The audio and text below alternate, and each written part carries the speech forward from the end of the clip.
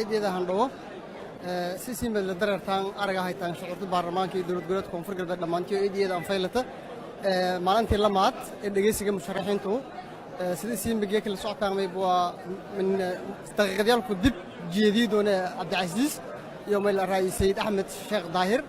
qodbooyinkiisu oo siyaasiyaad soo oo baarlamaanka iyo hanban ka fadaan biri walna sida maalinta oo taariikhda 9 May waa election doorashada dhiyaas marka bulshada Soomaaliyeed gaar ahaan reer koonfur galbeed ma sheegane kii dadka anfaco insha Allah inta la ka doorado doona xaaladda guud ee meel reer koonfur galbeedna nabadgelyo way magaalada tan Beedho hadda ku noolna intii ka geeriyooti shaqaqadii jaray maalmahan inay buu ahaa ilaahay ma balana jannatu firdaws Allah ku waraabiyo shacabkana ma sheegane in iyo isdajiyaan meel raay goomugubo waliya taraasamalle buuq waliya taraasamalle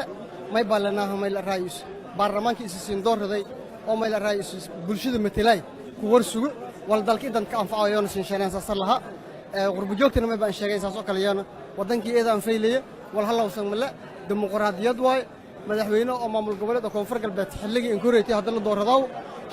shan musharax ayaa geeka teegan marka isin ma baasin laha meeli isig meel raayis social media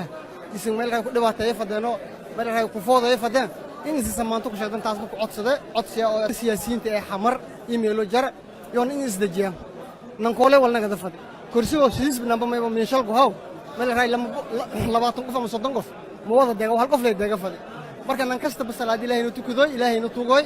marka kii dalkii dadka anfaco inuu ilaahay ni hagaaji marka yoon ma balaha in meel raay hanin du'ayaan dawladda federaalka Soomaaliyeed may ba ku codsadaan dhaqaala taageero ciidan wadanka eedan dhibaataysan intaas ba inay taa kulay eedan ku codsadaan jidadkan si la ka furufaday si meel raay kaabiyaasha dhaqaalaha iyo dawladda maamulka koonfur galbeed yahan ku kaawafad codsigan anoo ka hadalo xildhibaanada koonfur galbeed Soomaaliya oo xubin ku ahaa may boo bulshada oo ka nool koonfur galbeed may boo 3 milyan ee abaf way Soomaaliya nusdaba koonfur galbeed deganta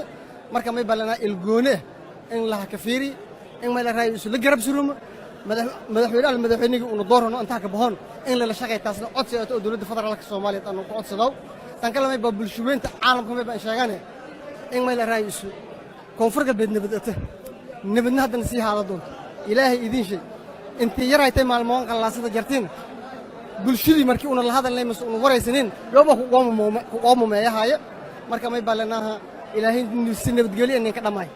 marka eedeeda meel raayis warbaahinta koonfur galbeed ku shaqeeyaas oo nabad iyo horumarka ku shaqeeysan eedeedan ka mahadnaqe ma basin laha guul i barwaaqa taariikh 29 May baan sugaasana wal dalkii dadka anfaco dawladda Soomaaliyeed iyo meel raay koonfur galbeed iska hiraw